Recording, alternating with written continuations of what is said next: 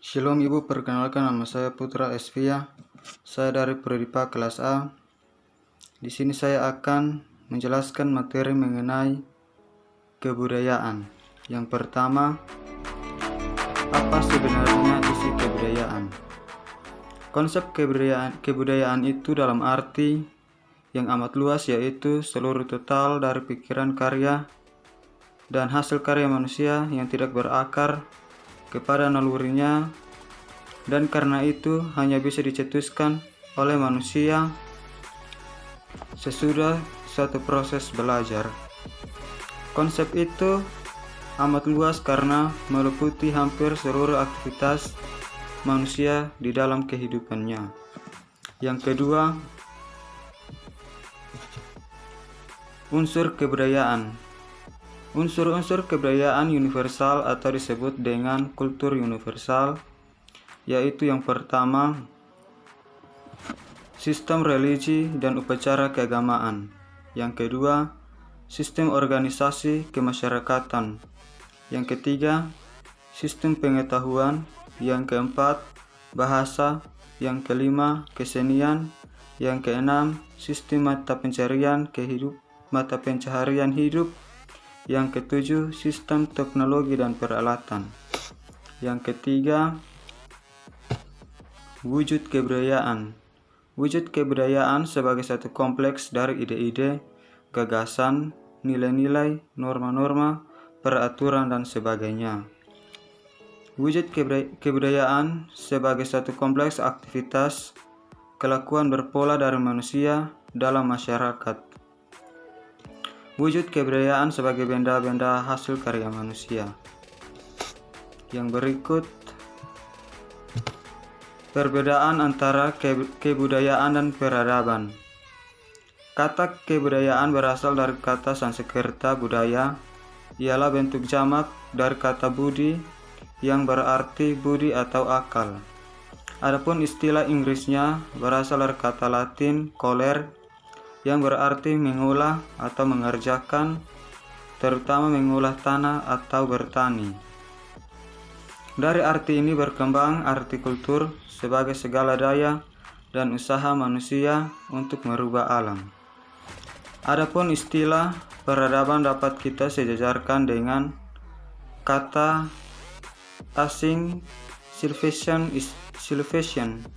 Istilah itu biasanya dipakai untuk bagian-bagian dan unsur-unsur dari kebudayaan yang halus dan indah, seperti kesenian, ilmu pengetahuan, serta sopan santun dan sistem pergaulan yang kompleks dalam suatu masyarakat dengan struktur yang kompleks.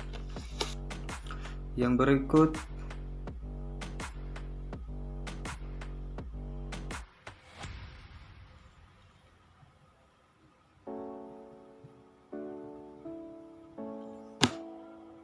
tingkat-tingkat adat. Macam-macam tingkat adat ialah yang pertama, tingkat nilai budaya. Yang kedua, tingkat-tingkat norma. Yang ketiga, tingkat hukum. Yang keempat, tingkat aturan khusus. Yang berikut, pranata kebudayaan. Pranata untuk institution agar tidak dikacaukan dengan istilah lembaga institut ialah suatu badan atau organisasi yang berfungsi dalam suatu lapangan kehidupan masyarakat yang khas, biasanya lapangan penelitian, pendidikan, pembinaan, atau pengembangan. Yang berikut, kebutuhan hidup manusia sebagai prinsip kebudayaan. Yang pertama, pranata yang bertujuan memenuhi kebutuhan kehidupan kekerabatan ialah yang disebut kinship atau domestic institution. Yang kedua, pranata-pranata yang memenuhi kebutuhan hidup manusia untuk pencarian hidup, memproduksi, menimbun, mendistribusi harta dan benda ialah economic institution. Yang ketiga, pranata-pranata yang bertujuan untuk memenuhi kebutuhan penerangan pendidikan manusia supaya menjadi anggota masyarakat yang berguna ialah educational institution. Yang keempat, pranata yang bertujuan untuk memenuhi kebutuhan ilmiah manusia, menyelamatkan semesta dan sekelilingnya ialah scientific institution. Yang kelima, pranata-pranata yang bertujuan untuk memenuhi kebutuhan manusia, menyatakan rasa keindahannya dan untuk rekreasi ialah aesthetic and recreational institution. Yang keenam, pranata-pranata yang bertujuan untuk memenuhi kebutuhan manusia untuk berhubungan dengan Tuhan atau dengan makhluk gaib ialah religious institution. Yang ketujuh, pranata-pranata yang bertujuan untuk memenuhi kebutuhan manusia untuk mengatur kehidupan berkelompok secara besar-besaran atau kehidupan bernegara ialah political institution. Yang kedelapan, pranata-pranata yang mengurus kebutuhan jasmania manusia ialah somatic institution. Yang kesembilan, sistem nilai budaya. Sistem nilai budaya terdiri dari konsepsi-konsepsi budaya yang hidup dalam alam pikiran sebagai besar warga masyarakat, mengenai hal-hal yang harus mereka anggap amat bernilai dalam hidup.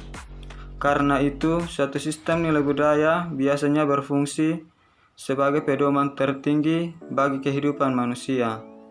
Sistem-sistem tata kelakuan manusia lain yang tingkatnya lebih konkret seperti aturan-aturan khusus, hukum, dan norma-norma semuanya juga berpedoman kepada sistem nilai budaya itu.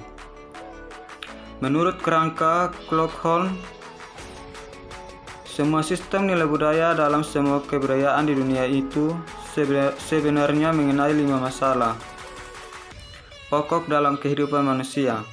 Kelima masalah pokok itu adalah: yang pertama, masalah mengenai hakikat dari hidup manusia. Yang kedua, masalah mengenai hakikat dari karya manusia. Yang ketiga, masalah mengenai hakikat dari kedudukan manusia dalam ruang waktu. Yang keempat, masalah mengenai hakikat dari hubungan manusia dengan sekitarnya. Yang kelima, masalah mengenai hakikat dari hubungan manusia dengan sesamanya.